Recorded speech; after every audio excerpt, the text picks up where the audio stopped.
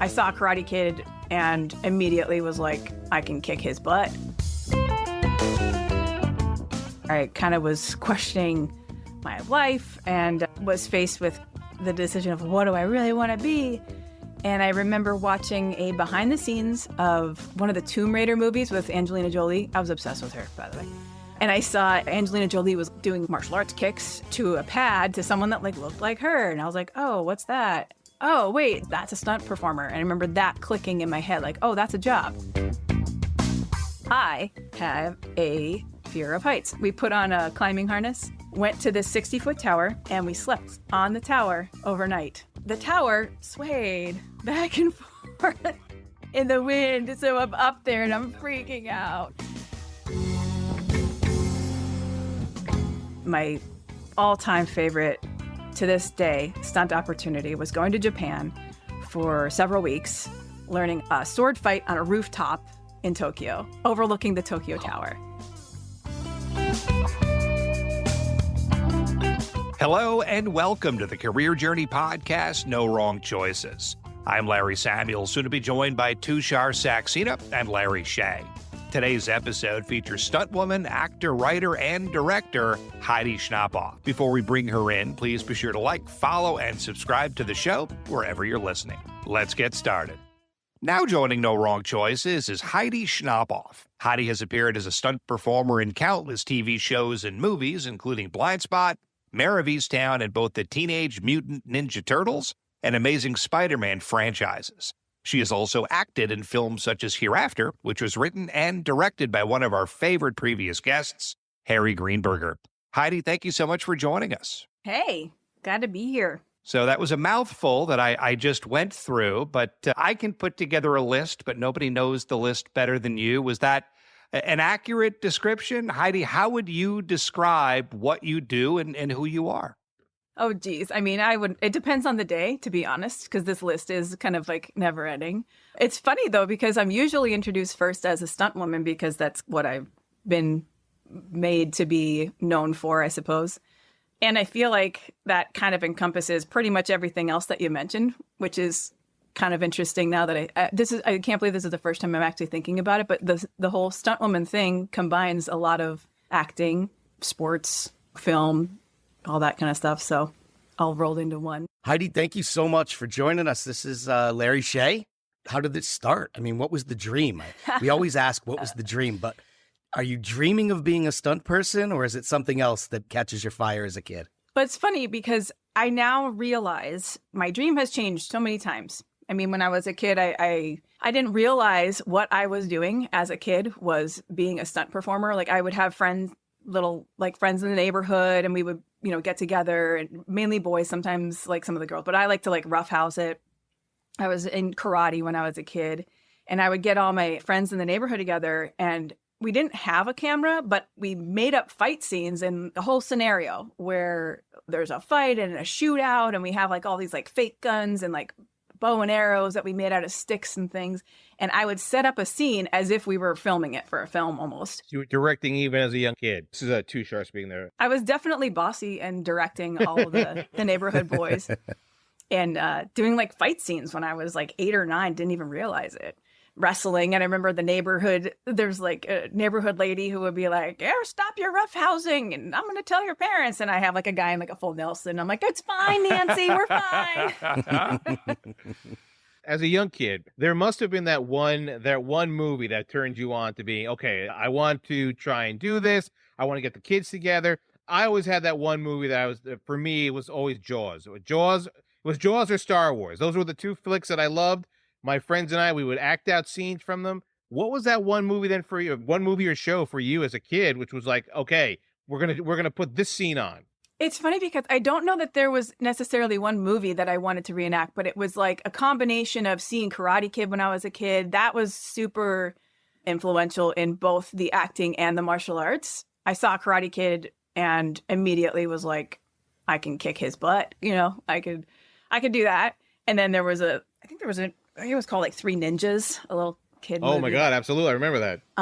Yeah, right. And I think I had maybe already started karate by then because I have an older brother who's 8 years older who was a brown belt in a style of karate that very similar to the one that I ended up training most of my life in.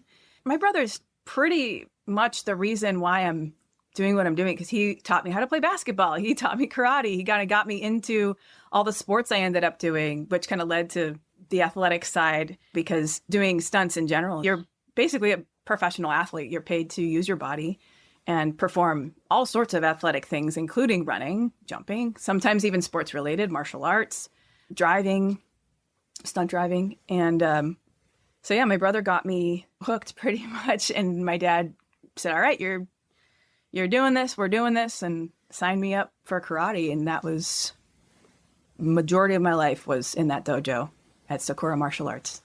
What was school like for you then as a young kid? I definitely was one of those kids that kind of got along with everybody. I got along with the jocks. I got along with the artsy kids because I would make like fight scenes and things, but I had this idea that maybe one of my dreams would be to be an actor. I would watch like Rosie O'Donnell and pretend when she had her talk show, and I would pretend that I was like being interviewed by Rosie O'Donnell as an actor. I was very bored in school a lot. I got good grades. My dad was very much a stickler of getting straight A. Like, there was no second place. Same thing with my martial arts school. There was no second place. It's first place loser. But my dad was just very much so like all A's, no excuses, however we need to do it. My dad would even help me sometimes at, study or whatever. I had a really hard time reading but really easy time with math as far as like scholastics go. But I realized much later in life that ADHD really is a thing, and I was just freaking bored. I would arrive late, and it was more of a penalty to arrive to school late than it was to not show up at all. So I would get to school and I'd be late, and I'd hide in the band room, in the soundproof room hide behind a drum set until they would do like homeroom and account people either absent or not for the day, and then write music, play music. The band director at the time, I guess I could say this now, won't get him in trouble, but he knew I was there sometimes, and he'd be like, "Oh, Heidi, again? Really? You're late?" So did you hang out and play music all day, or did you eventually wind up in science class? Wrote, played music. Second half of the day, I would show up to classes whenever I could, and I got the assignments and I did them, and I wrote the papers and I did all the things. I just didn't really show up to class a lot, but I was very active in band, in both choir band, did theater outside of school. It kind of leads me to me sneaking into my first audition. My dad did not want me to be an actor, but my dad was also a musician. So it's kind of weird. He hated the idea of someone going to school, I guess, to become an actor, thinking like, I want something stable. I want you to be a doctor. We've heard that before. I'm sure. Yeah. Other guests, it's always the father saying, no, you can't earn a living. You got to be focused and driven. And everybody seems to somehow find a way around that. I mean, ask a doctor now what they make. I'm just saying, it's not great. It's hard. It's hard to just not. Anyway, when I was a kid, he was very excited that we had like the bunny ears. Is that what it's called? The rabbit ears. Rabbit ears on the TV, right? Every now and then, like, I don't know how, but we got like TLC, the Learning Channel. They had a show called Operation. And in Operation, they literally would operate on people. And it'd be like a warning, like whatever. I'm like 8 or 9 years old watching the show about like a tubal ligation or vasectomy. And I had these notebooks. My dad was so excited because I had like a regular ruled notebook. And I would write on the front of the notebook in a Sharpie, tubal ligation, Dr. Heidi Schnappauf. And then I'd take Scotch tape and I'd laminate it with Scotch tape and writing down all this stuff. And I had like complete surgeries. I remember 3. One of them was a laparoscopic hernia repair. One of them was a tubal ligation. The other was a vasectomy. So in high school, you're an athlete, you're into martial arts, you're in the music room, you're doing theater. Like, were you in all the high school productions and stuff like that? So my freshman year, I did it was Bye Bye Birdie. And I'm not sure why. I had a feeling that the musical director had it out for me. And I'm not sure. And I hear this story all the time. And I'm 41 years old and I'm still thinking about my high school musical director from my high school play. I remember the cast list came out. I auditioned, whatever. I thought I had a pretty good audition, but I'm a freshman, so whatever. The bottom of the list, there's all the ensemble members, and then there are like 2 extra names in the bottom. They're like, okay, these 2 people are in it too. And I was one of the 2, and I'm like, really? I didn't even make it to like the ensemble. So I see my name at the bottom of the list, and of course, me being the smartest that I am, I wrote my own part into the play, into Bye Bye Birdie. I gave myself lines. I became friends with the director. May she rest in peace, Elaine Bauer. And I ended up doing a lot of the straight plays because the musical director wasn't involved. I went into community theater and I ended up like being in, I think it was something like 125 plays throughout my high school career. I loved being in the ensemble, actually. It was one of my favorite things in theater was to contribute in that way and to, create a character, don't steal focus, but still be involved. Like, and even to this day, when I go to a Broadway show or something, I'm very like intrigued or very interested in seeing the ensemble and how they interact with the leads or the people that you're supposed to kind of pay attention to. The High School Musical is a combination of all of it. I don't know if it's like that in most high schools or in your high school, but all the jocks come out and then it's kind of a big melting pot of all the different freaks and geeks in the school. So it sounds like the performance stuff came pretty easy. Oh, to you yeah. then. And did you have anxiety or any kind of like performance anxiety or anything that was associated with that? That's a really good question. And I played Anne Frank in production of The Diary of Anne Frank. And I just would get so nauseous, I would vomit before every performance because I was so into it, but also like the stress of being on stage and realizing that's a lot of, it's a lot of pressure because you screw it up, especially when you're Anne Frank in The Diary of Anne Frank. You kind of can't screw it It up. sure isn't a happy story, that's for sure. Yep. So how did you deal with it? How did you deal with the anxiety? Did you face it head on? Because obviously we're going to get into the Stuntwoman and the other stuff. I mean, I'm sure there's anxiety that comes with that as well. For sure. But how did you face that head on? Did you just push through it? What did you use in terms of tactics? Well, I had a little bit of disordered eating because that was something that I could control. And it was something that, as I'm sure a lot of high school, I shouldn't just limit this to high school girls. A lot of in high school is when you start noticing things happening to your body. And so I know that caused like an extra layer of anxiety, but I would try to control myself or try to control things in my life in that way, or any anxiety I have by what I was eating. And, but as far as like practical things that you would probably should do, like breathing and whatever, I just made sure I knew my lines. If it was a play, I just over rehearsed. I just kind of powered through and dealt with it at the time. And I definitely now wish that I had someone to coach through that stuff. And that's what I'm trying to do now to the younger people, to help them with any anxiety, whether it be, their looks, their performance anxiety, whatever. It's actually a really good question because that's something I didn't learn until much later in life how to deal with. I still can't. I mean, I still have issues, but at least I have tools now. So what was life like after the high school years? What was next? Did you continue with community theater? Was college the next role, or was it, I'm just going to go full bore into the acting world? I'm definitely the black sheep of the family. I'm like the weird stunt lady. You went against your things. father's wishes and actually acted. Everyone else seemed to go into music. Yeah. And my brother was pre-med before he changed over to film or communications.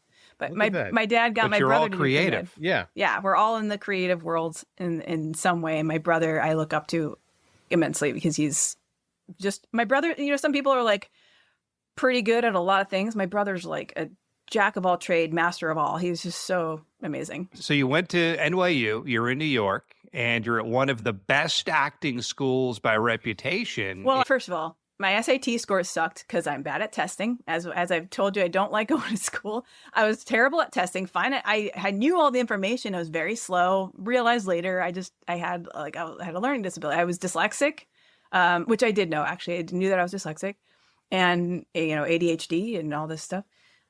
So I applied early decision to NYU because I knew I wanted to go there, but immediately it was just not an option because I did not have the SAT scores. So, but I got a scout came to see my senior musical, The Hello Dolly, and I was Ermengarde. I don't know if you know the show.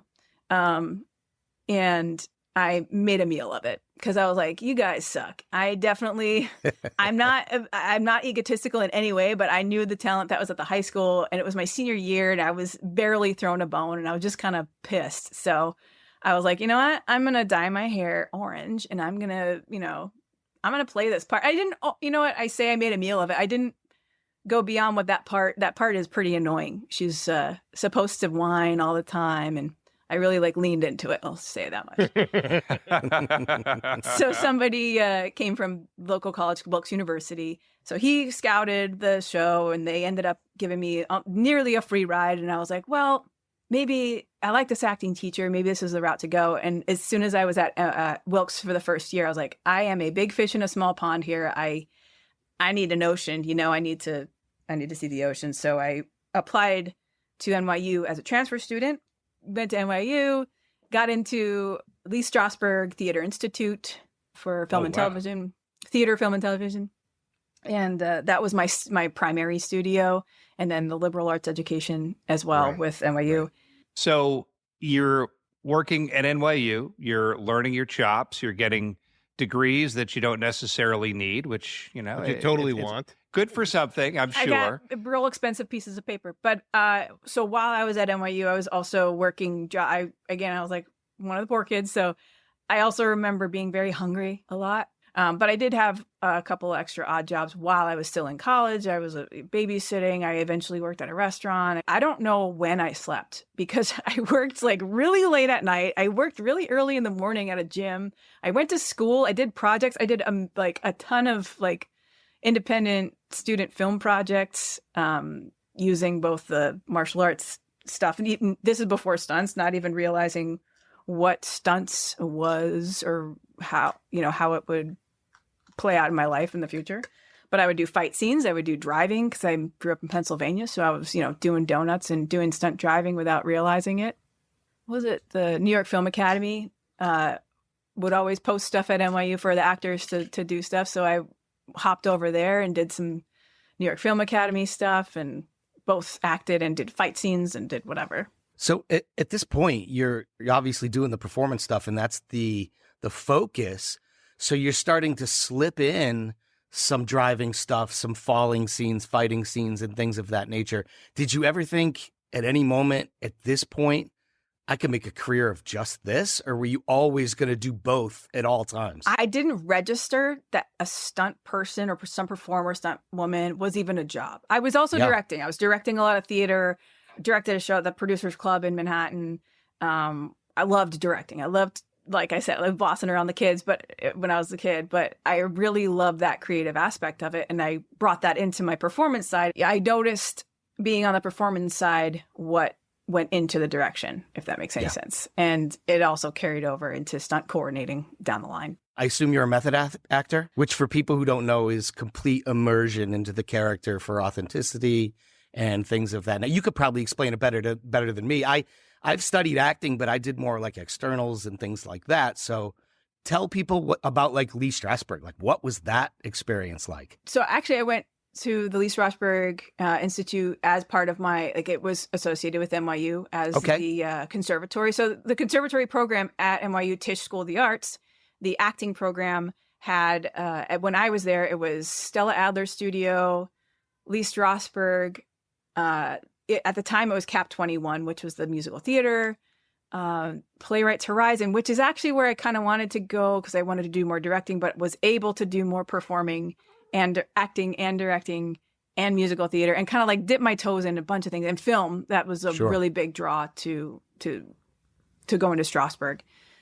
So I was there. So you're everywhere. I mean, if there was performance anxiety, you must have beat the hell out of it by this point because you're everywhere. Well, and that's the good thing about directing too, was I got to do all, and same thing with stunts in a way, stunts, and again, we're going to get there very shortly, but it was a way of performing and having a little bit less of that anxiety because it wasn't my face generally. If I was being a stunt double or something, there was a task at hand, get through the window.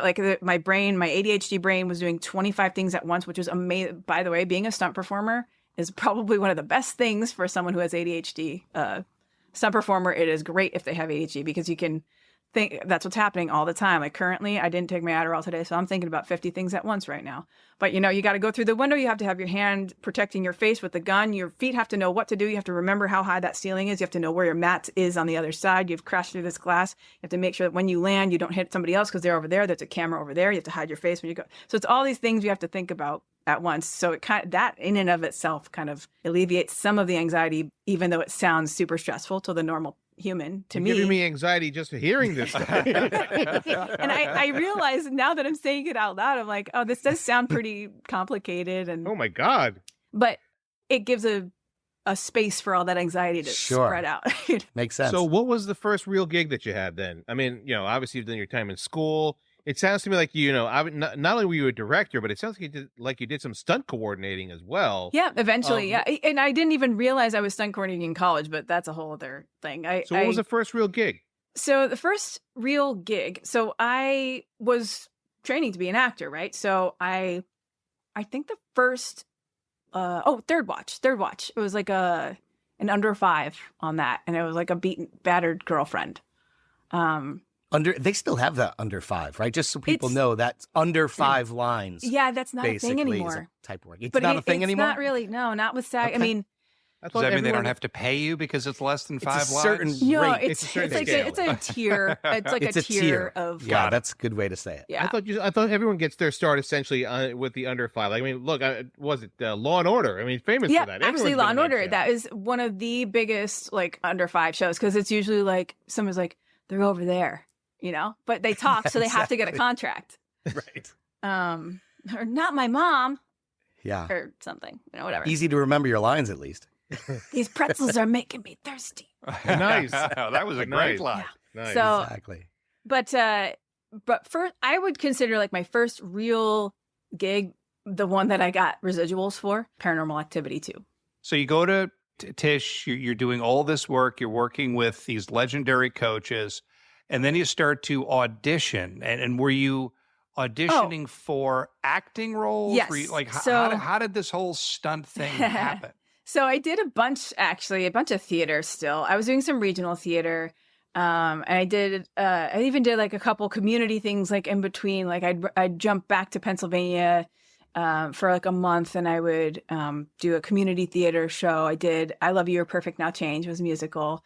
I remember auditioning for some national tours I got called back for, but never ended up booking. One of them was Urinetown. And I just remember I got called back because I told a really dirty joke and 2 dirty jokes.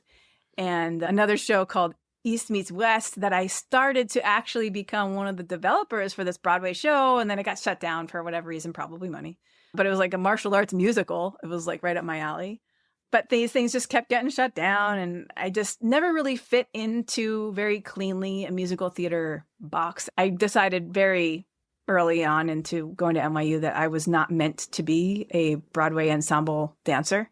So Stunts came about.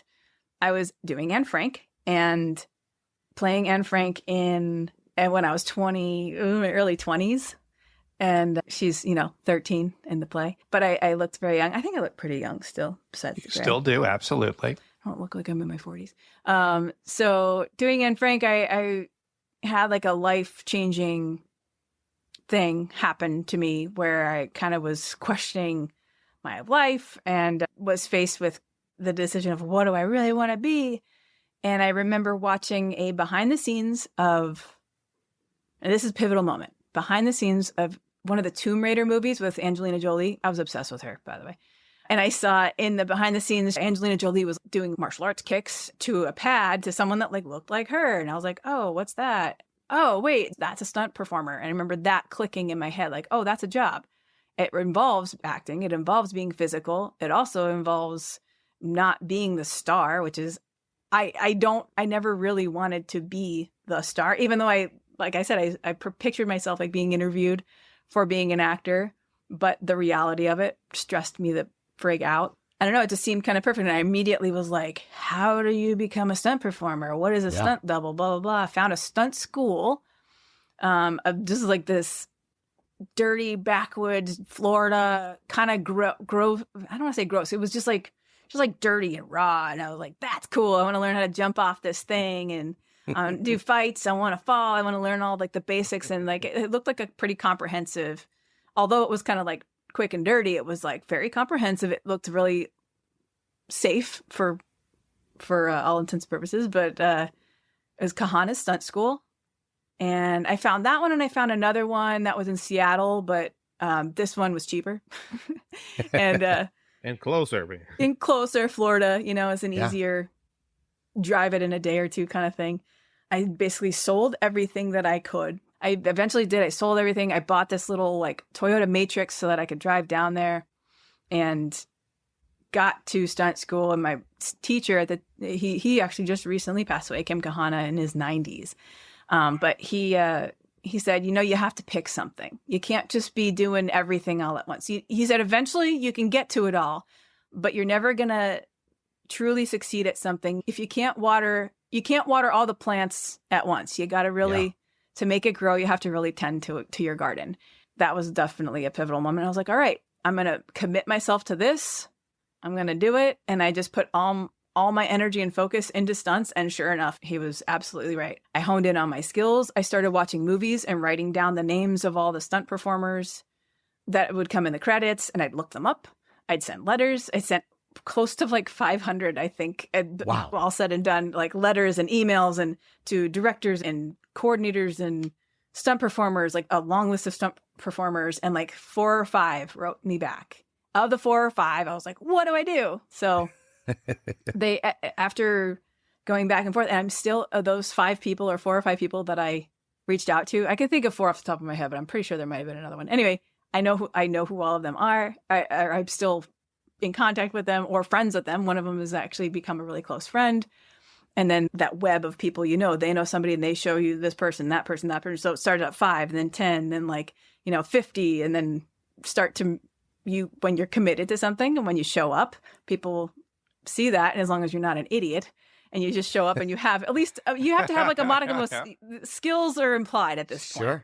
Sure. So That's a mantra on this show. If people can at least deal with you, tolerate you for more than, let's say, 15, 20 minutes, that's half the battle. You're going to do fine. Who do you want to hang out with, to be honest? Yeah, basically, right? That's right. Yeah. That's it. So I'm glad you're talking about the various types of stunts, though, that you have to learn the basics, right? You said that a few minutes ago, because what you don't realize about this profession until you dig into an interview like this is there's firework, there's fighting, there's weaponry, there's driving, there's all sorts of different types of stunt work. And just from hearing what we've heard so far, a lot of these were threads in your life already. The martial arts stuff and the fake fighting when you were a kid and things like that. So how do you, obviously you're going to learn the basics, but how do you particularly find what you're good at, what you want to focus on? Do you think that when you're going to school at this point, or is it like, I'm just going to do it all and whatever I'm good at, I'll start to focus later? I went to stunt school, right? So you kind of go over all these things, and I'm like, oh, actually, because of my martial arts background and because I like to direct and because of this, that, the other thing, I'm actually very well suited for this direction. So I kind of became known as being a fighter. Ground pounder is kind of one of the terms that is used for someone who's not afraid to take a fall, which I think all stunt performers should be, but that's my own thing. A round pounder? Ground pounder. Ground so someone pounder. that you can just throw around and you don't have to worry about them breaking. They're going to fall correctly. And that's the thing. Pound them into the ground. Exactly.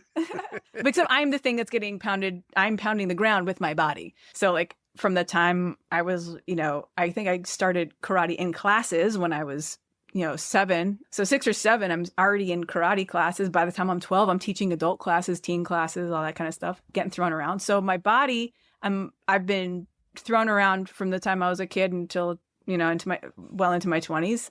And that became an asset in stunts to know that I'm not fragile. I'm not that breakable. You can throw me down. And that was like a really good break-in point for me in stunts. And that coupled with the fact that I did martial arts and I could dive, roll over something, because that was karate. You're always doing rolls on either side. You're, getting just safe ways of break falling, was just an everyday thing for me. So that was kind of a really good break-in point. And then because I did track and field, I could run fast. I could play basketball, so I could jump, and I had very good accuracy because of martial arts, because of basketball, because of this. All right. So when you go to stunt school, obviously, as your teacher told you, you can't water all the plants at once. So there must have been that one stunt that you kind of honed in on and said, you know what? I really enjoy this. Was it falling? Was it holding weapons? Was it playing with fire, so to speak? What was that one stunt that really kind of connected with you? I mean, just honestly, fight scenes in general. I ended up on a show called Blindspot. And I was on that show for all 5 seasons. I came in about halfway through the first season as a character. The main lady on the show, the main woman on the show, her stunt double ended up having an injury that took her out. And I became kind of close with her while we were doing that episode. And she's like, how tall are you? And I'm like, why do you ask? So by the end of that first season, I ended up switching to, I kind of phased her out and me into being the stunt double. And I was afforded an opportunity, many opportunities, but my all-time favorite to this day stunt opportunity was going to Japan for several weeks, learning a sword fight on a rooftop in Tokyo, overlooking the Tokyo Tower. So I had like 2 major fight scenes. One was with 4-on-1, me and 4 guys, and then me with a girl with 2 swords. It was incredible. To this day, nothing could beat it. When I left Japan, I was like, I could get hit by a bus tomorrow and be happy. How do you train for that? Like, is there a choreographer there? What's that process? There are always fight choreographers for anything you see on film and TV because it has to be repeatable and it has to be shot from different angles. For those of you who are maybe listening and don't know that when you shoot a television show like a Law and Order or Blindspot, every scene you shoot it multiple times. So anytime you do a fight scene, it has to be repeatable, it has to be something that they can get from different angles. And that's where a fight choreographer comes in. And we often do now what's called a previs or pre-visual, where the stunt team will get together and do this choreography and shoot it from what we think the angles should look like so that when we get to set, we're not wasting time shooting angles that don't work or things that might not blend together. So the fight choreographer has a big role in doing that. And in Japan, I got there, they had all this choreography ready, plugged me into that. I did not speak Japanese. They did not speak English. This was fun. I spoke, luckily, because I studied Japanese martial arts, I was able to kind of communicate with them. At least I was like, front kick, side kick, maigeri, yokogeri, moashi. So I knew all the Japanese terms in fighting, which was actually super awesome because I could at least communicate with them with choreography. So they had it all planned out with their stunt team, plugged me into the choreography in a couple weeks, and then the rest of the crew came to Japan, to Tokyo, to film it. Let me ask you, though, after stunt school, I assume you're auditioning for these stunts? What is that breakthrough, holy cow moment of, I just got this job? What was it, an audition, a recommendation? What was that moment for you? It's funny because stunts is very much so a by recommendation type of thing. You want to work with who you want to hang out with, right? So you don't know that until you get to know the person. So the first thing I did was find out all these stunt people. And then the people that did get back to me, like I was saying, they kind of told me what to do, which was a thing called hustling, where it's a little different protocol these days, but back in the day, you'd go to a set, you'd find the stunt coordinator, you'd wait patiently on the side, if they're shooting in a downtown area or if they're shooting in a public place. You'd never really want to break into a studio that's not really good for them, unless you're working on another project and you can scoot over, but that's kind of later in your career. So you'd find the stunt coordinator, you'd have your resume, and you'd wait until they were whatever, and then you say, excuse me, Mr. So-and-so, I hope I'm not interrupting. I just wanted to introduce myself. And you get your face out there enough and they see that you're committed, see that you're around. All right, tell me about this girl. You train with this girl? Is she okay? Da, da, da, da. So that's how you get hired in stunts, or how you used to anyway. And then you get an opportunity. Grab that mat over there. You got it, sir. Can I help you with anything else? And I carry pads and mats and build boxes for box catches. And I remember hustling a set once and they were building box catches, and I was like, can I help you guys out? And they're like, yeah, grab some boxes. So I'm there, and I'm building boxes. So what's a box catch? Basically, you build boxes, empty boxes. You fold them up into their shape, and then layer them in a specific way so that you can do a high fall or a fall into the boxes, as opposed to an airbag. And you've probably seen movies or maybe behind the scenes of people jumping into these big pillowy things. Well, box catches are used. I prefer a box catch actually to an airbag, because airbags you can bounce out of, and it's kind of weird, and they actually feel like cement sometimes, depending on how high you are and how stiff and full the bag is. Anyway, it's a very nuanced thing, high falls. So that's a whole other thing. So box catches would be, you're jumping off of something, you're not really exactly sure where the landing's going to be, so it's a great way to land safely, or they do it for vehicles as well. Sometimes they'll have a car go maybe off of a ramp into like layers and layers and layers of boxes to catch it. My first time into a box catch, I was like, great, I feel great. Fuck, how do I get out of here? I got like in the middle of the catch. Do you remember the first time you felt like that? I mean, in a show, in a movie, what are those emotions when you're finally taking that leap? Let me just, I know I'm not going to get into like a deep story here, but in stunt school, when we first do high falls, you fall into like almost like a pad, a resi pad. So think of it like a big gymnastics, like foam pad off of a kind of a lower, like up, not even 10 feet, maybe 8 to 10 feet. Like if you think about it, your ceiling is 8 feet.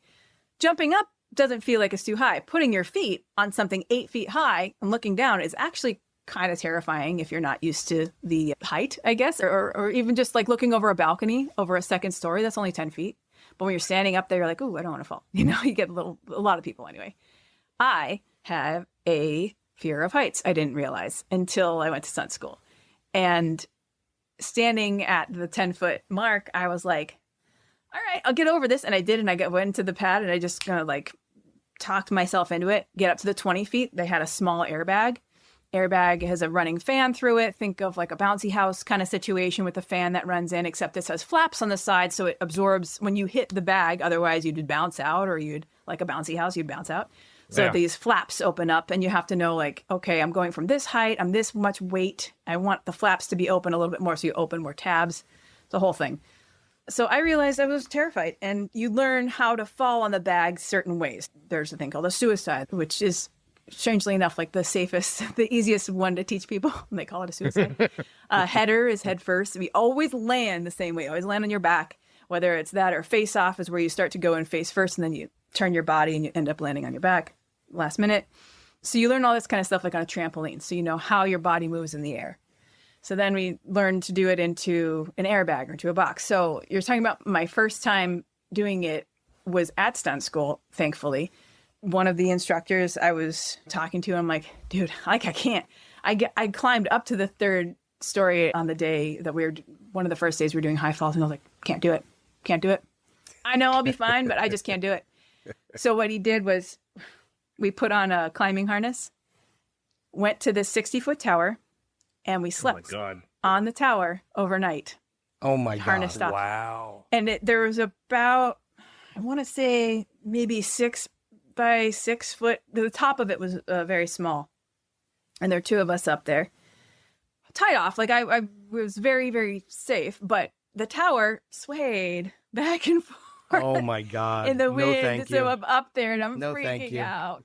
But I was like, no, I'm going to do it. I'm going to do it. I'm going to do stunts. I trusted him. I trusted the fact that I was tied off. I don't think I could trust anybody that much. I mean, get over your fear of heights quickly, I guess. Holy cow. Honest to God, I shit you not. I woke up at the top of the 60-foot tower in the morning. I looked over the edge and I was like, okay. And I went back down to that 30-foot thing that I was freaking out about. I was like, nothing. This is fine. But I remember that was like breaking the horse in that night. So yeah, it's so funny. We have so many of these interviews where like you can't have a bad day at the office. Like bad things are going to happen, right? Yeah. But let's get back to that breakthrough moment real quick, because I want to know what that first, like, someone's going to pay me to do all this stuff that I just learned how to do.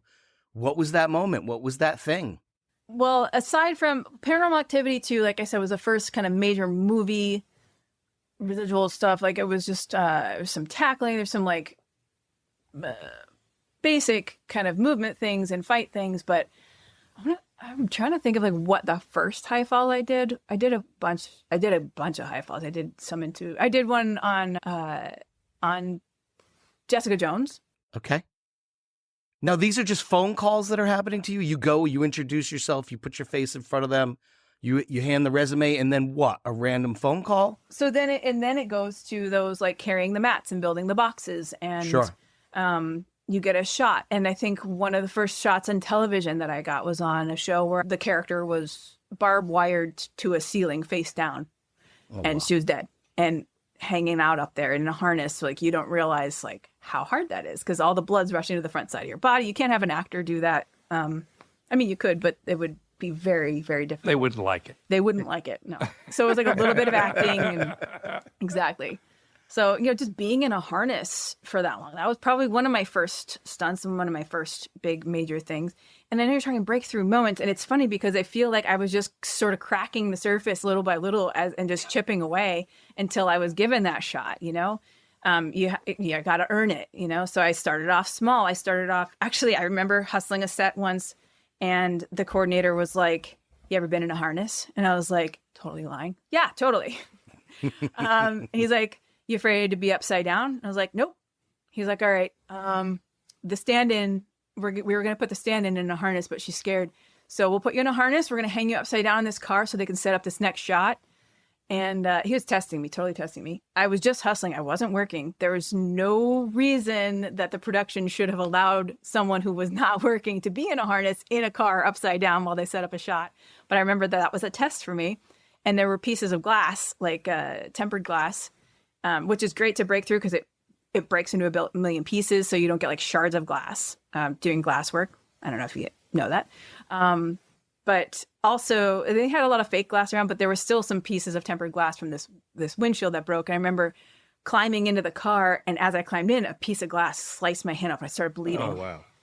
Son of a bitch. I'm trying to impress this guy and I'm trying to hide the fact that I have this gash in my hand from this glass, just like crawling into the car. Put the harness on. And I remember it was either the stunt person or it might have even been the coordinator at the time who was like, "If you feel like you're going to pass out, it's too late." And I was like, "Oh, okay." He's like, "Have you been upside down before?" I was like, "Yeah." He's like, "Well, so you know that if you start seeing stars, it's too late. So when you feel like it might be getting close, let me know." And I was like, shit, I don't want to be a wuss and say too early. I don't want to, So that was a huge test. I ended up working for that coordinator down the line. And he ended up being one of my huge major mentors. His name is Norm Howell. And I don't think he even knows that I cut my hand that day because I didn't tell anybody. Did you see stars? I was fine during most of them. The very, very last setup that I was up there, I was like, okay, good. I saw them coming over. I'm like, okay, we're good. But talking about the job where I was face down. Yeah. Definitely when the person came, we tested it out and we did 30 minutes and that's when I started to feel things go numb. In the test for that one. And then he's like, "All right, so if we needed to go to 45 minutes, we could." I was like, "Yeah, definitely. Like I'll be numb, but it'll be fine." 2.5 hours later, on the day that we shot it, I remembered Norm Howell saying, "Well, if you see stars, it's too late," right? So I'm up there and I had like this like gash in my head of somebody carved in this like demonic thing into my head. Right. And in the scene, like they wanted to put a blood tube so like it would like drip onto the camera. So the last shot was the makeup person came up to put this tube in so it looked like the blood was dripping down onto the camera. And she came up and I said, "Hey, can you just tell Valerie?" Valerie was one of the stunt girl that was on the side. I was like, "Can you tell Valerie I'm starting to see stars?" And she and "I'm going to pass out soon." And the makeup girl, I remember she's like looking up at me and she's like, "Okay." And they're like, "Okay, let's go." And she's like, like now she has this responsibility and she doesn't know what she should do to tell who to tell. And I realize now that was probably not a good idea. Did she save you? She just backed away. They did the shot. And I think I'm a little unclear as to what happened after this because I did pass out. But she went around and I remember as they were lowering me, the second because I was on there was like a crane thingy that was holding me through the ceiling. So there was this wires holding me and then there's wires up in the ceiling sucking me to it and then the barbed wire thing on me. So then they started lowering me down. As I'm lowering down, all I was thinking was, "Oh, bye-bye." And I woke up. And Valerie was there and she's like, You're okay. I covered for you." So pulled me aside. I had oxygen. I had to put oxygen on. They asked me like who the president was, where I lived. And I was like, "I live in a house with bricks." And they're like, oh, put the oxygen on. And they put the oxygen on my head. Close enough. Let it go. 20 minutes later, they're like, okay, where do you live? And I was like, Kingston, Pennsylvania. My family's from there, and I live in New York. And they're like, who's the president? And I remember being like, Obama. And they're like, okay, you're good. And your takeaway was, I want to do this again. Pretty much. I was like, this is awesome. And now I know it's true. If you start to see stars, it's too late. All right, so you've done all this work now as essentially as an individual, hustling gigs, hustling on sets, hustling getting that next gig. So you've built a career at this point. You've gone from being essentially a student to now becoming a real teacher. So what was that first stunt coordinating gig for? Because obviously you said you've gone on to stunt coordinating. I have a whole bunch of other questions I kind of want to build off of that, but what was the first time you were being a stunt coordinator? So actual paid for a show of my own. So I did Blindspot. On Blindspot, there was a unit production manager who really believed in me because as a stunt performer, you're working with set designers, you're working with construction because you're going to need them to build something for you to, complete the stunt. You're going to need to talk to wardrobe because you're going to need to cut holes in things to put wires. So being a stunt coordinator is more than just coordinating the stunt. It is being able to have open dialogue and talk to the other crew members. So she really had faith in me, and she did this show called At Home with Amy Sedaris, and she gave me this opportunity. She's like, look, I'll hold your hand through it. I know you've never really done the meetings and all this stuff. And I was like, well, I just got to get the okay from the other coordinators in New York to get their blessing. So I was in New York at the time, back in New York from LA. So I started in LA, ended up back in New York, be closer to family, and started my Blindspot career there basically. And got the blessing from other coordinators that I set up lunch meetings with them so that I was like, hey, I really want to take this job. Do you think I can do it? And can I maybe ask you questions along the way? So had this really good backup references or people that I could call if I needed to. So that show, it was a sketch show, kind of like a Saturday Night Live type sketches. The Sedaris show? Yeah, it was a sketch comedy show. I remember that, yeah. It was a great first show to do, too, because it was a lot of fun. Amy Sedaris, it was so much fun. I think I ended up spending more money than I made on that show because I would be like, I just want to make sure my performers that I hire are safe. And the production did not have a big budget. They would have major, Rose Byrne came in. There are so many amazing actors, and they were working on these $200 contracts, So it wasn't, nobody did this show for the money. However, it was one of the most educational. I did 3 seasons. I was probably one of the only crew members in general that lasted all 3 seasons. But learned so much and got to coordinate some really cool, fun things. Like Amy Sedaris in one of the scenes runs onto, it was in a meat freezer, and there's a life-size whole ham or cow or something in this meat freezer, and she wanted to run and grab onto it and slide, like how they have in butcher shops, I guess, in the meat freezer in a butchery, I don't know, is that what you call it? Butcher shop? I don't know. I think it's the butcher. Butcher. All right. She was like, I want to do this. I want to run and I want to jump on a big slab of meat and slide across. And I was like, all right, let's do it. So, some fun stuff like that. And she had to do a stair fall. She had to be in a jazzy and crash into an armoire. It was fun stuff. I want to ask you about your proudest moment on set. I'm sure it's not jumping onto a big meat slab and sliding across the room. But that sounds like fun, though. I gotta admit. Do you have a moment where you're like, maybe even the stunt was intimidating, and you're like, I think I can do this, and then you pull it off, and you were just like, whoa, an amazing proud moment like that?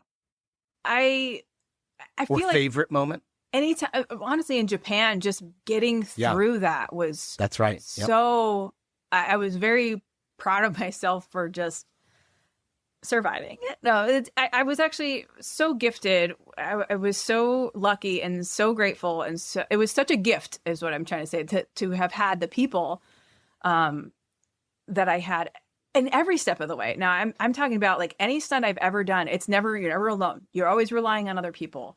Right. I read it was 90% talking and planning and 10% doing. Yeah, maybe even less. Yeah. Okay. Yeah. There you go.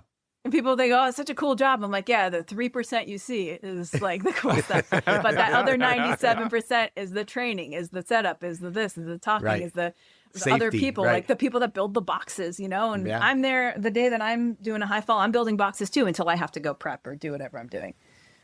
Jessica Jones, like when I broke my neck, I had a pretty bad neck injury from a high fall into boxes actually, but it had nothing to do with the setup, had nothing to do with the people. It was just like very unforeseen.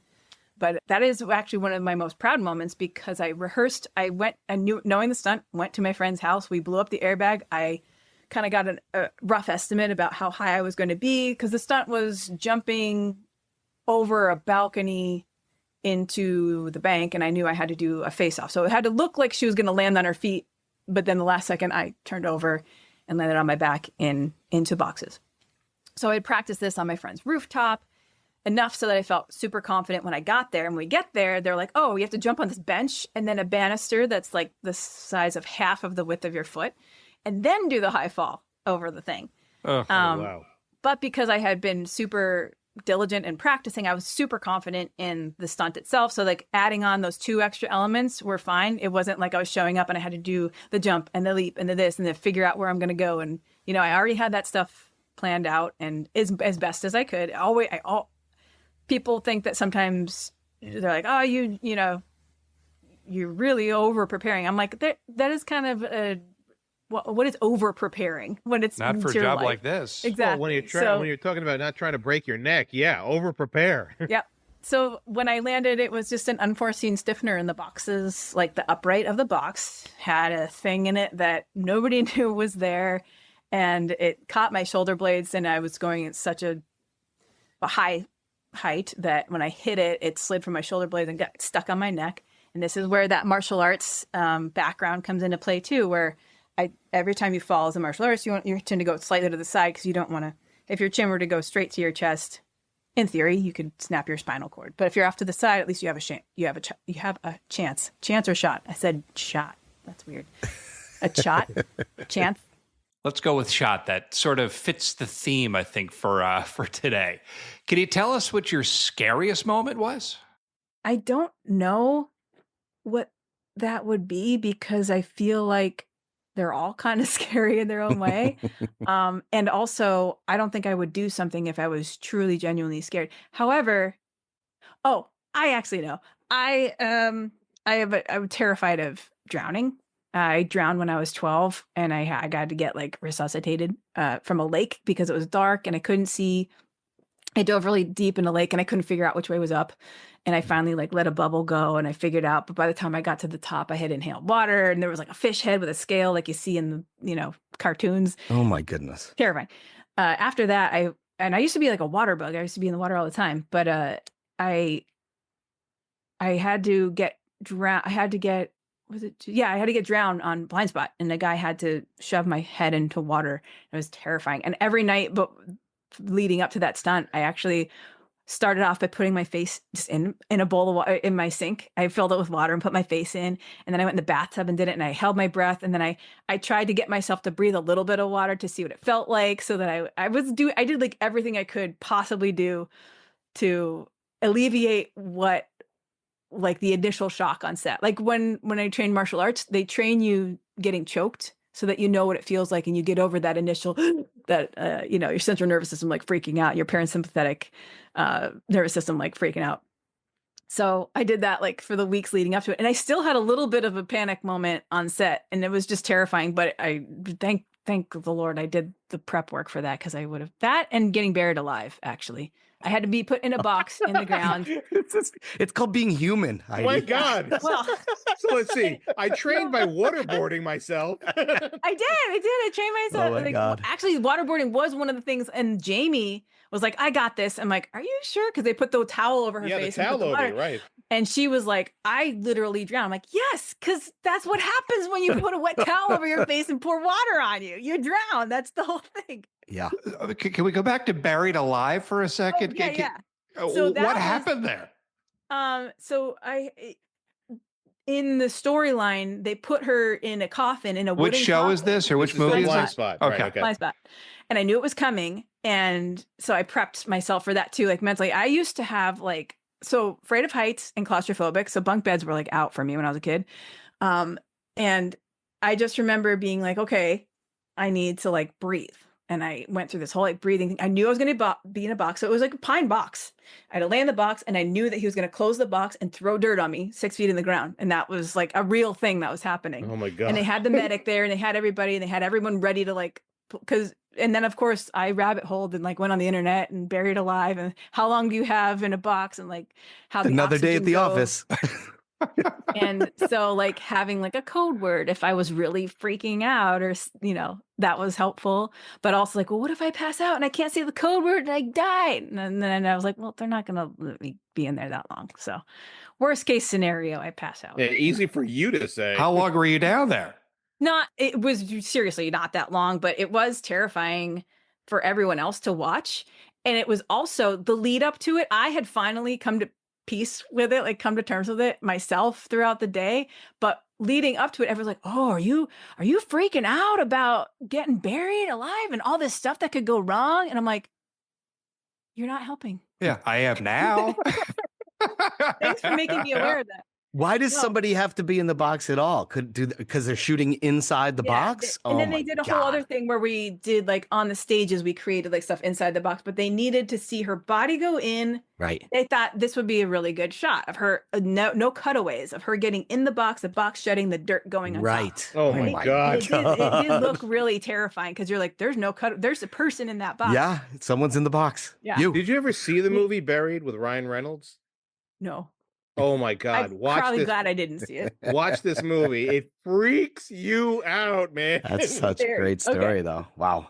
You kind of lead us into our next question, which is the training involved, the lifestyle that's involved in what you do. Obviously, you can't train for, or maybe you do. Maybe you can train to try and train for every injury so you don't get it, but it's still, injuries are going to be part of the day-to-day. So what is that lifestyle like? What is that training like? So I like to say we get hurt a lot. We try to avoid injury. So you're going to get hurt because that's your job. Your job is to do the dangerous stuff that people don't do. But your job is also to not get injured and become a liability. So you're right in a sense that you do train to not get injured. And the more experience speaks volumes, because experience over time, you see what could go wrong. Unfortunately, you see the bad things, and there are always going to be more bad things, but the more experience you have and the more you take in from people who have experience, so you have your own experiences. I try to talk to as many people as possible before doing a stunt. Hey, have you done this? Have you done this? What's your experience? Like doing like a bail out of a car. You have your own experiences and you can train it. You can, like when I did my first car bail, which is a moving car, you jump out the door. The first time I did that, I went to my friend's farm. He had a 4x4. What's it called? Yeah, like a four-wheeler type My quad. gosh. Yeah. Did I mention I got hit in the head a lot? No. So so we like timed it, the quad. I had the speedometer on it. I did different speeds and marks. So if I jump out here, if I see the mark, then it's 8 feet from the time I see the mark and the time I jump. If I'm at 15 miles an hour, it's 10 feet if we're at 15 or 20 miles an hour, whatever the thing is. So I had a little notebook. I had my own experiences. I asked people like, how do you fall out of the car? How do you do it? And I've got, you layer on these experiences. So you can prevent yourself from getting injured as opposed to getting hurt. I have a huge scar on my hand. I call it my blind spot tattoo because we changed the end mark for one of these car bails. And I was like, if my calculations are correct, I'm going to land right on that manhole cover, but I'm going to protect my head. So when I land on it, it'll be my hand, not my head. Nothing I can do about it. That's just where we're going to land. I'm telling you, because if this is the mark and we move the mark up 8 feet, I know where I'm going to land. So luckily I was prepared for that. I did hit the cover. They tried to put dirt on it. We tried to do the best we could with what we had. And I have this nice little hole in my hand now. Oh, geez. My blind spot. I say blind spot tattoo because in the show, the blind spot, the character I doubled was covered in tattoos. Jamie Alexander, right? Yes, Jamie Alexander. Yeah. She's incredible. One of the most amazing human beings on this planet, by the way. Very cool. As you touch upon her, I was going to ask about training and how often you have to be in the gym and stuff like that. But before we hit that, as long as you bring up Jamie Alexander, are there actors you've worked with who like to do their own stunts, are more brave than others? Who are some people that stand out in that realm? Well, Jamie really, in the beginning, And I only say this because her body just got trashed after a while. But in the beginning, she was really gung-ho about doing what she could. But also, the good thing about Jamie is that she knew that this is a stunt thing. Like, you do this. But she wanted to be as authentic as possible. And not only did she want to do her stunt, she wanted to know what I was doing so that we could seamlessly go in and out. So like I would do a role and she'd be like, how did you come out of this? And I'd be like, and how are you going to go into this? And I would see what she was going to do. She would see what I was going to do. And we worked really well together in bridging that gap, which I think is paramount to creating a realistic performance. So I have to commend her the most on that for really wanting this to look good and to do it right and not just say, I did the stunt. You know what I mean? So she was always gung-ho for doing whatever she could to make it look as best as it could to the best of her ability and knowing where her abilities lie. So I have to say that was probably the best person. And, we worked together for a really, really long time. We would work out together so that because she was vegan. I was like, I guess I'm vegan now because I got to look like her. So that really, method acting. That's right. That's not acting. That's biology. That's just like. I learned something today. There you go. But I have to say also Kate Winslet was really wanting to do a lot of things, but again was like, if this looks better, if you do it, I don't care if you do it. And there were things where I had to like fall down the stairs, and I'm like, you don't want to fall down you're not even going to see you. They're going to see my legs like getting. But she debated it. She thought about it.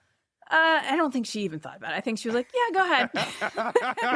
She was like, if I don't need to fall down the stairs, I'm not gonna. It just kind of had her at the bottom, like the last like bump with her butt, and even that she was But she's a badass. Kate Winslet was just a doll to work with. That was a great show too, by the way. That was a great Mayor show. of Easttown, yeah. Oh, so mesmerizing. This seems like an appropriate question, but I don't want to put you on the spot. But if you could have any superpower that would make your job easier, what would it be? Any superpower to make my job easier? Like as a stunt woman? Yeah. Maybe no pain. Well, not no pain, because I think pain is a good indicator of reaction and being a good actor, but maybe like a regenerative superpower. Oh, okay. So like Wolverine. Like a Wolverine, yeah. I like that. That's good. That's a great answer. Because then you could still do the job and then just be like, good for another take. I have to ask, like, after a crazy day on set of you falling downstairs and jumping out of cars, what do you do to unwind? Like, how do you like get back down? Right? You have to understand that social life doesn't exist. Like I have missed many a wedding, funeral. I mean, and this goes back to like watering the garden. You're committed to your job. You get hired because you're reliable. You're hired because they know they can count on you. And in order to make a living and to be that reliable person, you can't just be like, oh, I can't do the rest of this job. I have to go to a wedding. It's like, that's your life. It becomes your life. But as far as like unwinding, honestly, my job is so, at least up until now in my career, the job itself is so fulfilling that, I do like to eat. Okay. I do like food. And that is actually the one thing, like the one reward. And I found a group of other stunt people that share my love of food. And like they're all foodies like you? True foodie. When I got like my first big paycheck, the first thing I wanted to do was to go to Blue Hill at Stone Barns and do their tasting menu. Sure. That place is great. Oh my God. It was worth every penny. Every penny. I assume you're no longer a vegan. Oh no, and honestly, like it is crazy how I saw her body changing and I'm like, I gotta, get a little thinner in certain parts of my body. And I'm like, I guess I couldn't think of what else to do. So I just started eating like she did. And I started looking like her, but then I noticed I was getting like thin and things started hurting when I was falling because I wasn't as built, and I figured it out eventually, but it's true. So I'm curious, and I don't want this to be a downer question because it's certainly not intended that way, but I feel like I have to ask a realistic question. So you're in a business that's all about your body and your strength and your training and your ability to take a punch, so to speak. How long do people typically stay in your profession? Are there stunt actors who are 50, who are 60? And if not, what do people tend to transition to? Some people do transition into coordinating or directing. until the day she died. Jeannie Epper, who was Wonder Woman's stunt double, Linda Carter, right?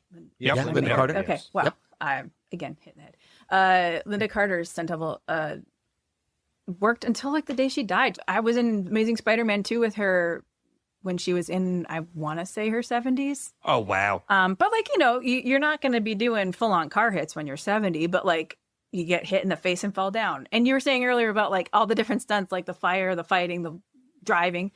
You're leaving out the things like protecting the camera or being the person that buffers this background to the main action, or there's a fire and you're just on the perimeter. That's the job of a stunt performer as well, because there's risk involved and there's a one in maybe 100 chances that something will happen. But in that case, that stunt performer is worth every penny, because you catch somebody, you just happen to catch like a bullet shell to your face as opposed to a background person or somebody else, which has happened on set near me with stunt performers. So all this, that's where like the experience comes into play, and seeing what could go wrong and trying to prevent all that. And that is another aspect of being a stunt performer, is being that, they call it the not hot hotspot, is what Jill Brown used to say.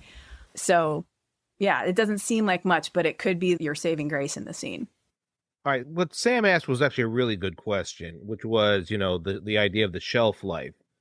I want to ask you a little bit more about the transition of what a stunt performer / coordinator has now become, because you've said you've done some directing. If you look at, let's say, movies like, and I think this is like the golden age of stunt performers / directors, because John Wick, obviously, in my opinion, John Wick is one of the most influential films in the last 20 years easily, because you cannot have an action film these days without putting in the work of it has to look like John Wick, right?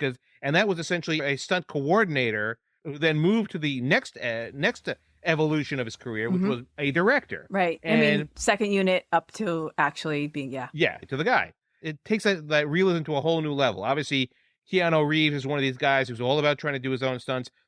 Tom Cruise is another one. He does lots to do a lot of his own stunts, almost to the point where I think he might have a death wish. Yeah, if you watch some of his, if you watch some of his other movies. Are you a lot more impressed now to see the evolution of your profession, where it was essentially you're just the person who falls off the building, to now you're calling the shots in many cases? Like, you are as important as the director in many cases, because you make a movie look realistic. Oh, the stunt coordinator for sure. And moving into that role in those kinds of films. Absolutely. I mean, if there is going to be an evolution, I'm glad it's going in that direction. You know what I mean? Like someone that has the eye and has the sensibilities of a director. I don't think every stunt coordinator does, to be honest. Right. However, Chad's a really good example of someone that sees it. He gets it. He gets the visual, he gets the storytelling, very much Right. so. And there are many, even within the stunt community in New York right now, a lot of people that kind of came in when I did and who are my age. There's a guy named James Newman, a stunt guy. He went to film school and made film. So he already has this like sensibility of how to direct and how to put stories together and tell a story. He's also a very accomplished martial artist, so he can tell stories through that. And now I'm really happy to see that he's doing that on a smaller scale for now, but he's also coordinated at least and some other things, and to have that storytelling capability. And yes, that they're putting more responsibilities in a good way on stunt coordinators and fight coordinators to do that. And it's funny because when I was in Japan, I spoke with one of the writer producers on that about directing. I said, I'm really mad that I didn't do more directing. And they were like, well, why don't you direct? I'm like, I don't know.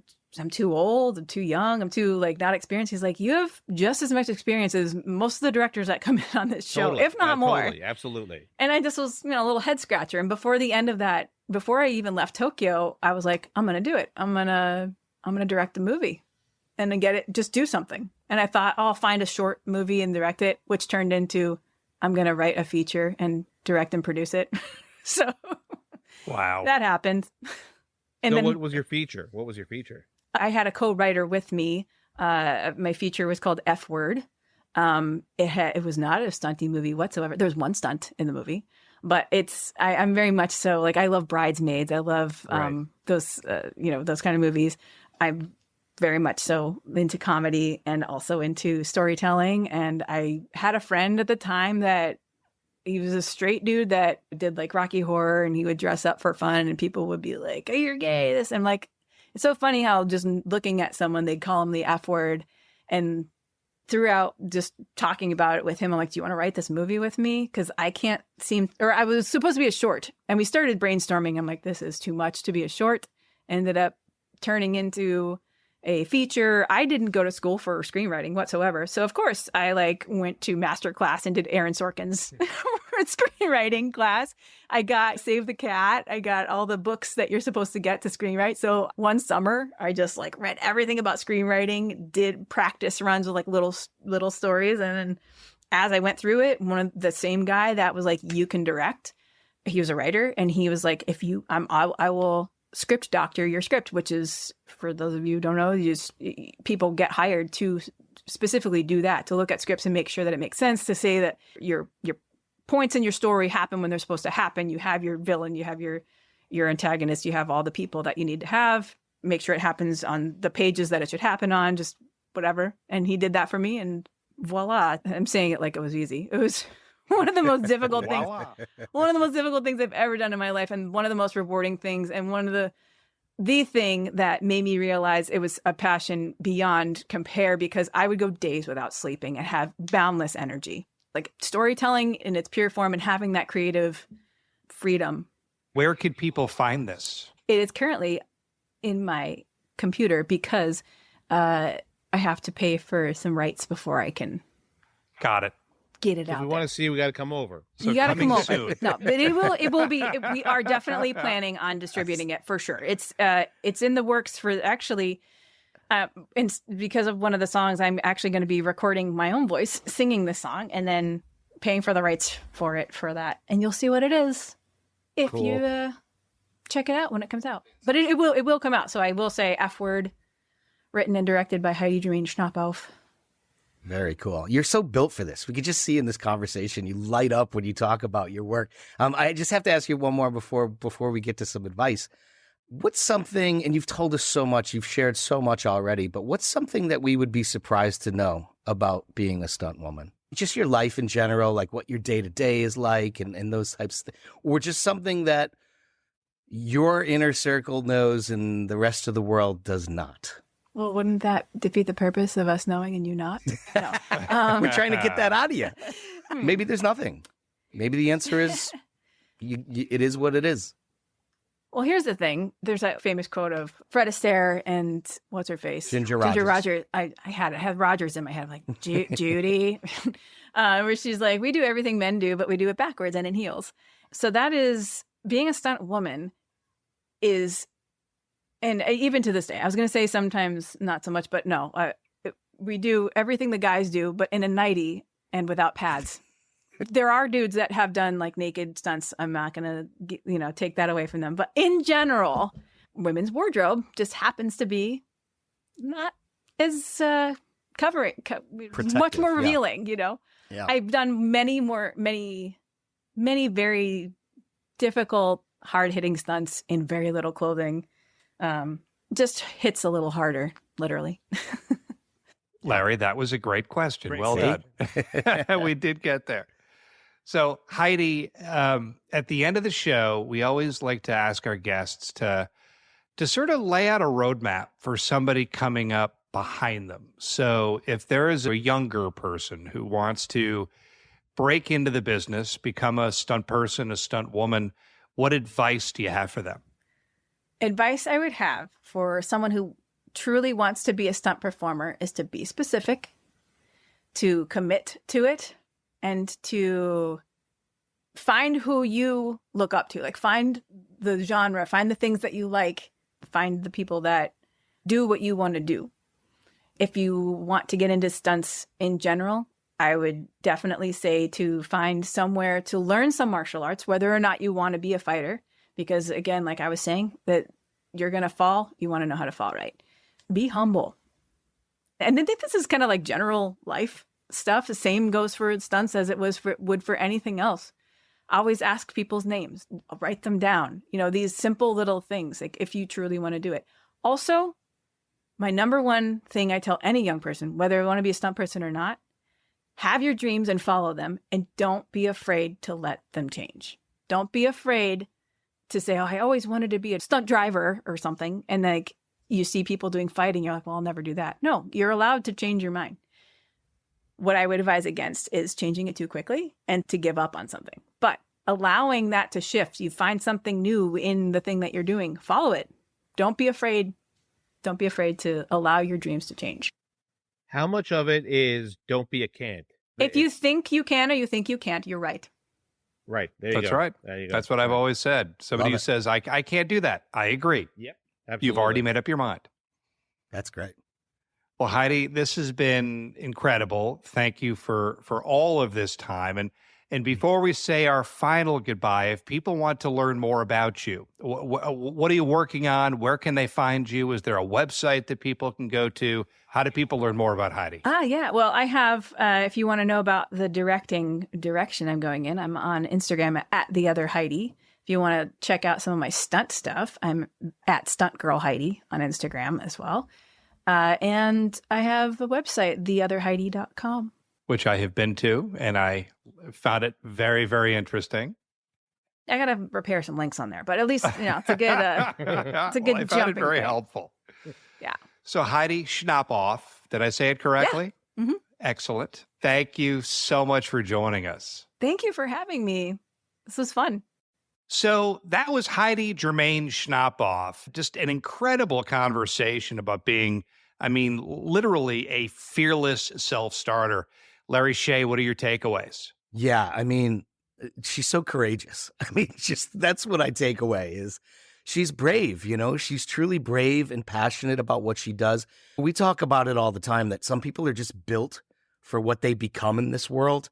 And between the martial arts and the acting out the fight scenes when she was a kid and the athletics and all of it, you could just feel like that was what was going to make her happy. And she was going to find it through hell or high water. And it was really cool to see. And there's a couple pivotal moments in her life, right? When she sees the behind the scenes Tomb Raider, she's like, ooh, what's that job? I could do that, I just love the fact that she sent like 500 letters to people. You can use this in any profession. Find the people that you admire or want to become and contact them. Get to know who they are, what they look like, what their names are. Because if they're sitting on a bus next to you, you could have that conversation with them, but you don't know it unless you know who these people are. So smart of her to do that. And great advice, obviously be good to work with. We talk about that all the time, right? But be specific, commit to it, and find the people that do the stuff that you want to do. I loved her approach, and I loved how she built a world for herself that is truly remarkable. She's an incredible person. One big thing I took away from this is, there's a line from a Dirty Harry movie with Clint Eastwood, which is, a man's got to know his limitations. And it applies in this case because she was very much looking for her niche in the world of movies. And we've spoken to other people before in this kind of world. Some are producers, some are directors, and that in that sense. But we rarely get this glimpse, this portion of this kind of world, television and movies, where you're in front of the camera, but not the quote unquote star. You're doing something different. And she learned early on in her career that she didn't think she had the makeup to be the big star. Like, she didn't have the makeup to be Angelina Jolie, but she had the makeup to be the person who kind of subs in for Angelina Jolie and is still in front of the camera. So in many cases, she kind of understood what her role would be in the world of making movies, was more than content to follow that dream and follow that dream very gung-ho, making sure she builds out this world of people who do the same job that she does, getting advice from them. That's what we all kind of have to. And we try to, put that forward in so many of the people that we speak with, that it's not simply going forward and pushing forward with a dream. Sometimes you want to try and get a bigger picture, a more realistic picture of what the job actually is and what it entails. So to do that, you have to ask people who are actually doing it. And once you get that base of people who kind of are in that world with you and can give you advice, it better informs your choices moving down the line. Absolutely. And building upon all of that, we were joking that she was wearing this T-shirt during the interview that said, "Don't be a can't." And I'm giving serious consideration to titling the episode, "Don't Be a Can't." So it might already be that way. We'll see. But that was this overarching theme of everything we discussed. And I found it so interesting. And I think this came up when we were talking before and after the interview about she wanted to start a podcast. She learned how to do that. She wanted to write a screenplay. So she took a course to do that. She wanted to be better at martial arts. So she did that. Like throughout her life, throughout her journey, she has been continuously learning, which is one of the most important things for anybody out there to learn. Always be curious, keep learning, keep growing, keep evolving. And, one of the key things she talked about with her advice was don't be afraid to change your dreams. And I just thought that was so interesting. It's like you have to see them through, make sure that you give them an honest chance and to see things develop, but don't be afraid to pivot as you start to open your mind to what some of the different possibilities in life can be. Yeah, Pete Dominic said the same thing to us, right? I think he was like, you know what? There is no shame in changing the direction of your goal, right? No one says that when you're 5 years old and you say, I want to be a fireman or I want to be a tree, then at 35, if you're not a tree, you screwed up. No, that's not the case, right? No, it's not the case. You can always be something else, and there's no shame in that, especially if it's like the overarching goal is, okay, I want to be in the movies, but I'm not going to be Angelina Jolie. So how do I be in the movies without being Angelina Jolie? So that's really just shaping the goal to the surroundings that you're in. I think it's great advice. Totally great advice. I agree wholeheartedly. And I'm telling you, if you're going to steal one thing from this interview and use it for whatever your dreams might be, it's her resourcefulness. She wasn't afraid to put herself out there and find people who had the answers to the questions that she had. So whatever your profession is, do that, because look what it did for her. That's exactly right. And she's still going. She talked about a writing project. We know that she was an actor and she acted in, we talked about Harry Greenberger off the top. Somebody was on one of our previous episodes. She was in one of his movies as an actor. So just keep going, keep evolving, keep growing, and follow your dreams. Heidi Germaine Schnappauf is a perfect example of doing exactly that. Heidi, thank you so much for joining this episode of No Wrong Choices. Thanks again for joining us. If this episode made you think of somebody who could be a great guest, we'd love to hear from you. Please reach out to us through the contact page of our website at NoWrongChoices.com. While you're there, check out the blog for a deeper look at our takeaways from each episode. You can also connect with us on social media. We're on LinkedIn, Instagram, Facebook, YouTube, and X. On behalf of Larry Shea, Tushar Saxena, and me, Larry Samuels, thank you again for listening. We'll be back next week with another inspiring conversation.